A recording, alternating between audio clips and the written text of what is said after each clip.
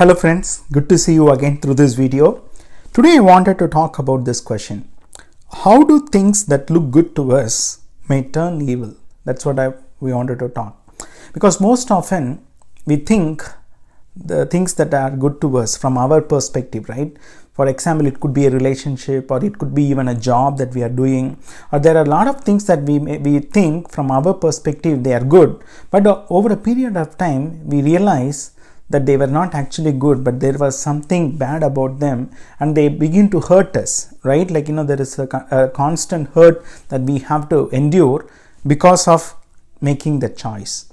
So that is why today we wanted to understand God wants you and me to rely upon Him. Whenever we want to make a choice, whenever we want to make a decision, the Lord wants you and me to submit that decision in His presence and ask His guidance and counsel, because He says in Psalm chapter 32 verse 8, He says like this: I will instruct you and I will teach you the way you should go, and I will keep my eye upon you and I will give my counsel, says the Lord. So the honest is honest, right? Like, it is in our hands to receive that counsel from the Lord, because He is willing to give. Anytime that you and I, we go to Him and ask His direction and ask for clarification and ask for the answers that we need to know, God is willing to give us that counsel and willing to lead us and guide us by giving His very own counsel, that is through His word. But are we willing to ask Him? Are we willing to submit our decision in His feet and then carry forward? That is what we have to learn. So I'm going to share a passage from the Bible where we see this kind of instance happening. If you read in Genesis chapter 13, so we see this story happening here when God called Abraham from his father's place, right? Like from his father's family. So what happened along with Abraham's brother's son, who was called Lot. So he also came along with Abraham, right? So Lot also had a lot of servants, and he had so much of cattle, everything. So at one point of time, what happened? Abraham and Lot could not just coexist together for the simple reason that they had so much of cattle and there were so many servants, and sometimes there was quarreling between the servants of Abraham and Lot. So Abraham thought it is not wise for us to stay together. So being relatives or being like a close family circle, why should we unnecessarily fight over this? So Abraham suggested to Lot, you take a direction and you go towards that, whatever the way you choose. Whether you go south, I will go north. Whether you go east, I will go west. So Abraham gave this choice to Lot. So now what Lot is doing here, we read in Genesis chapter 13 verse 10, it says, and Lot lifted up his eyes and saw that the Jordan valley was well watered everywhere, like the garden of the Lord, like the land of Egypt in the direction of Zoar. This was before the Lord destroyed Sodom and Gomorrah. So Lot chose for himself all the Jordan valley, and Lot journeyed east. So now Lot is making a choice, right?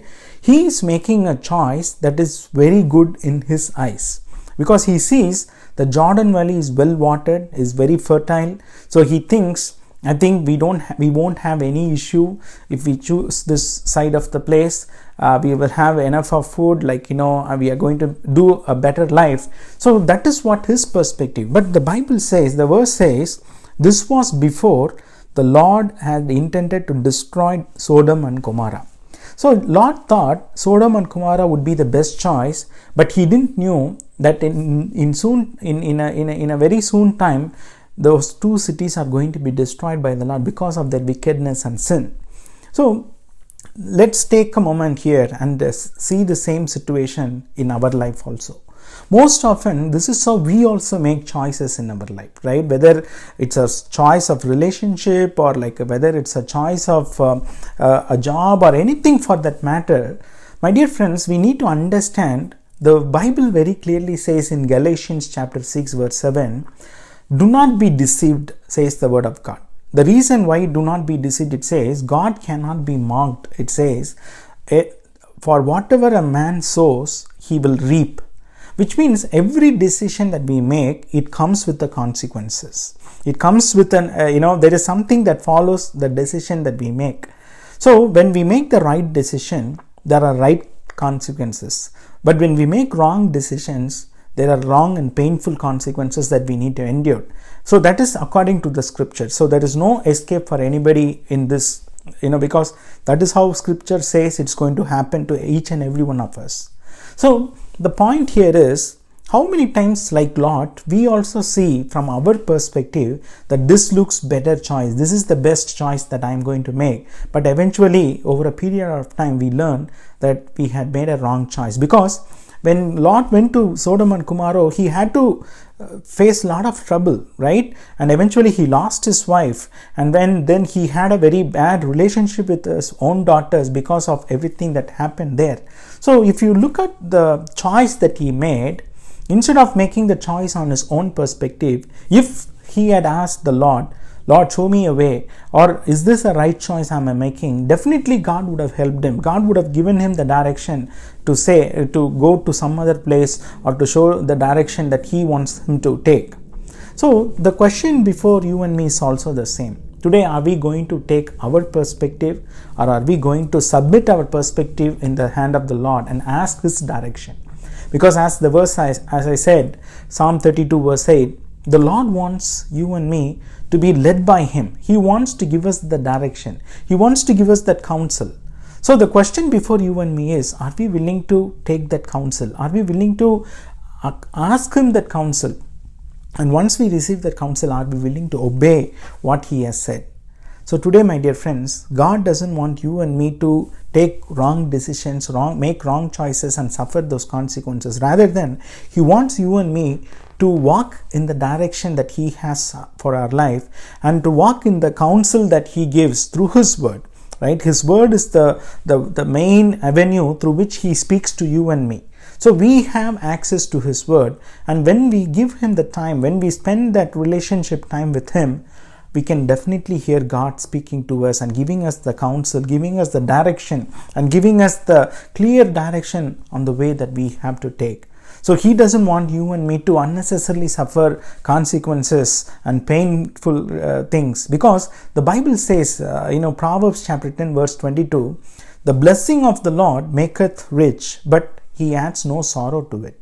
So he doesn't want you and me to receive a blessing from him and have a burden or have a sorrow in that blessing, but rather than he wants you and me to enjoy that blessing, have a free life. Right? He came so that we can have an abundant life, which means it doesn't mean there is no hardships or there is no challenges. But what I'm saying is, there is no need for us to face unwanted consequences, painful consequences because of our own decisions. Because God wants you and me to submit each and every decision in his feet and ask his counsel and act according to his counsel, so that we can fulfill God's will in our life. May the Lord bless this word. You all have a blessed and a happy day. God bless you.